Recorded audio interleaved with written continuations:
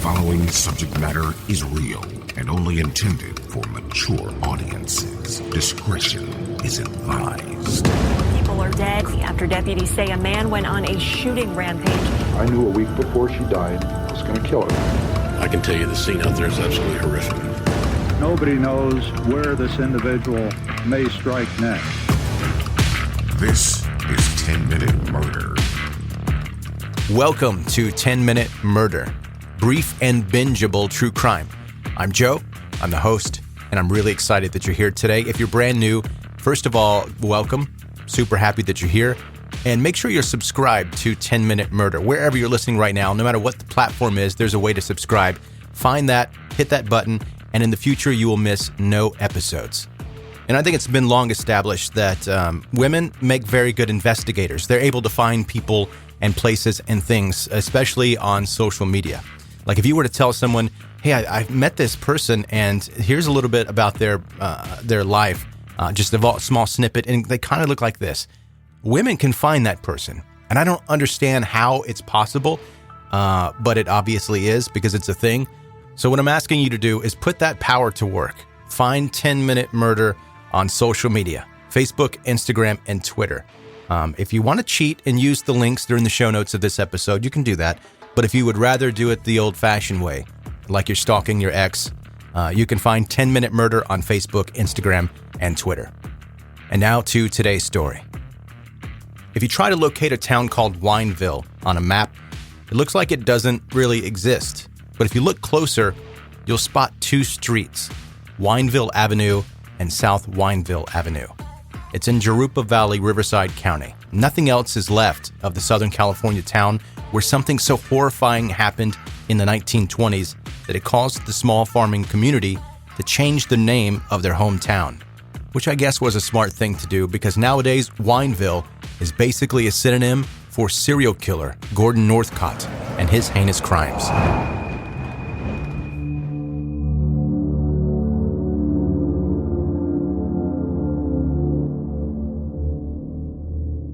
Born in Canada at the turn of the century, Gordon Stewart Northcott immigrated to Los Angeles with his parents, Sarah Louise and Cyrus George, in the mid-1920s. Not much is publicly known about Gordon's upbringing, but it was said that he had 3-inch long hair all over his body.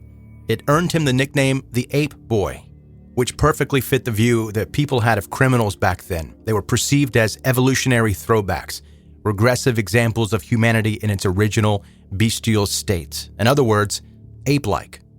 Despite the lack of public records, it's pretty clear that Gordon did not have the easiest childhood. According to his sister, Winifred, doctors can verify that Gordon's mind has never been just right. He suffered some head injuries, one after falling on the ice, which left Gordon with hemorrhages. On top of that, his own niece, Jessie, allegedly tried to kill him as a little boy by shoving him down through the hole of the loft of a barn. However, we don't know for sure what exactly the injuries sustained by Gordon were at that time, but he lived.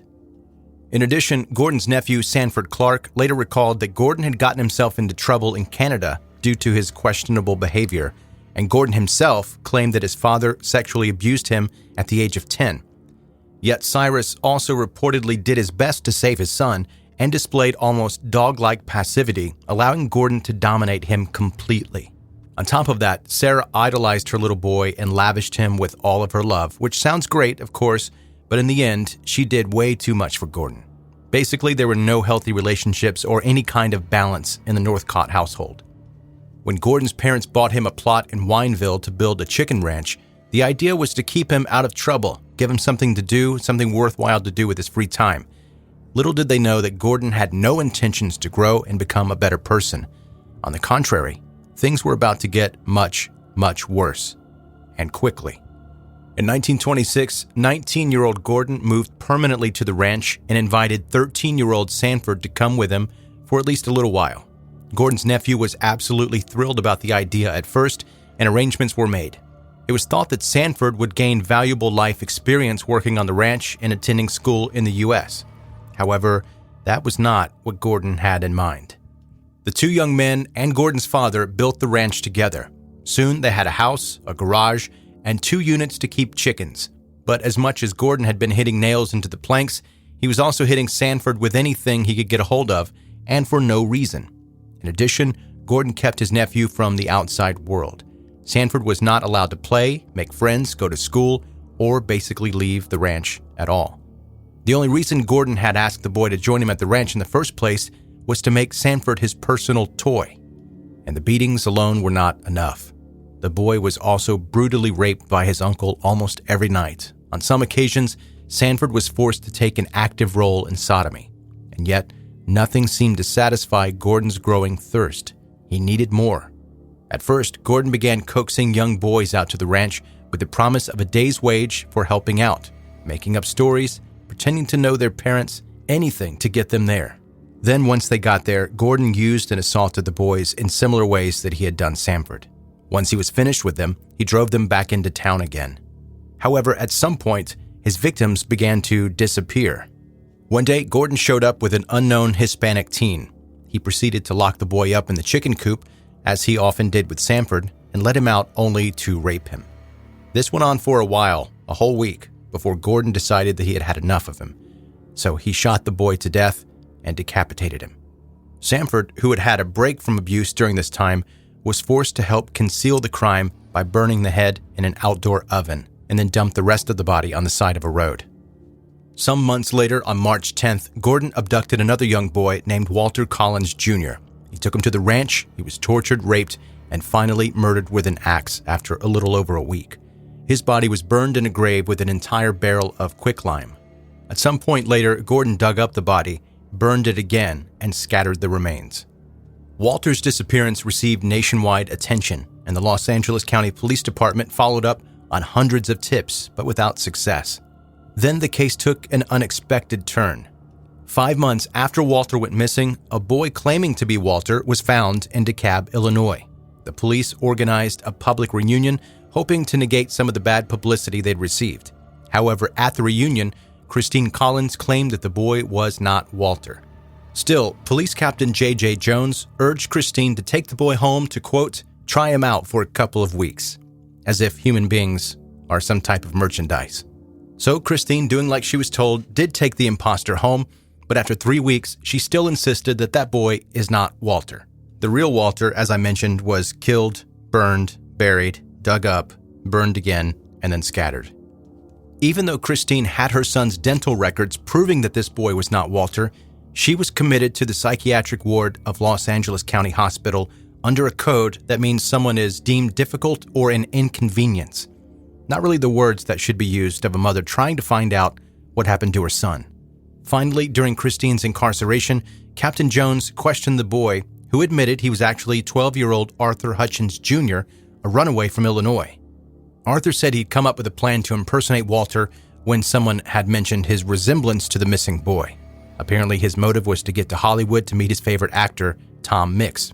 Meanwhile, Gordon continued what he was doing. He abducted the Winslow brothers, Lewis and Nelson, on May 16th and took them to the ranch.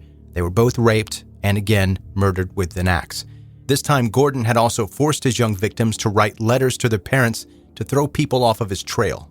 To make matters even worse, all this time, while Gordon had been going out and raping and killing people on the ranch and forced his nephew to help, Sarah Northcott had never had anything bad to say about her son. She still idolized him in a way where she seemed to have worshipped Gordon as some kind of god. Everything he did was still perfect to her. So much so that on one occasion, Sarah even murdered for her son. According to her later testimony, Sarah went to visit Gordon on the ranch, where he had 9-year-old Walter Collins trapped in his chicken coop. She admitted to participating in killing the boy and then later getting rid of his body together with Sanford. Luckily, there was one family member that started to become suspicious about what was really happening on the ranch, and that was Gordon's niece and Sanford's sister, Jessie. They had been sending letters, always saying that they were having a wonderful time and everything was just rainbows and sunshine. Jessie, however, knew her uncle and didn't buy it. She needed to see it with her own eyes, and so she traveled to Wineville in 1928, where Sanford told her the truth to her face about her uncle's crimes. Jessie returned to Canada 1 week later and immediately informed the American consulate. Of course, at this point, Gordon's mother had already warned him, and the two had escaped. It didn't take long to find the runaways, though, and on September 19th, 1928, Gordon and his mother were arrested in Vernon, British Columbia, Canada. Sarah kept going back and forth with her willingness to cooperate. At one point, she confessed and then retracted her confession just to confess again. In the end, Sarah was not put on trial as she pleaded guilty. She was sentenced to life in prison for her involvement in Walter Collins' death and paroled after just 12 years in 1944. And even though Sanford Clark participated in some of the horrors on the ranch, he was labeled a victim by prosecutors. A victim that was terrified of his captor and thus unwillingly being a part of Gordon's crimes. He was sentenced to 5 years at the Whittier State School and released after 23 months. Afterward, Sanford went on to become a longtime pollster worker, husband, father, and just an all-around good man.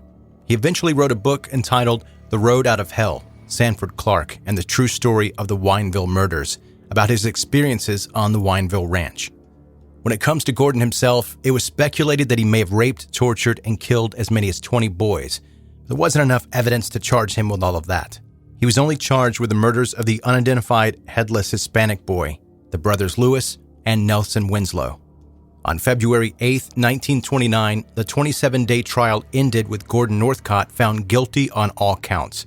5 days later, he was sentenced to death and was hanged at San Quentin on October 2, 1930. He was 23 years old. The gruesome murders understandably gained tremendous media attention to Wineville, and not in a good way, obviously. Soon enough, the case was known as the Wineville Chicken Coop murders. Townspeople could not bear to be associated with the heinous crimes, and so, a month after Gordon's execution, on November 1st, 1930, the town changed its name to Mira Loma, which is part of Jurupa Valley today. Still, even though Gordon Northcott was now gone and some tried to forget he ever existed in the first place, the families of his victims didn't really have the closure they wished due to the inability to find intact bodies. Little Walter's mother, Christine Collins, still hoped that her son had survived. And why did she believe so strongly that Walter was still alive? Because she had visited Gordon in prison, and the murderer told her that he had nothing to do with Walter's disappearance. Christy trusted Gordon's word and continued to search for Walter for the rest of her life before dying without ever knowing her son's true fate.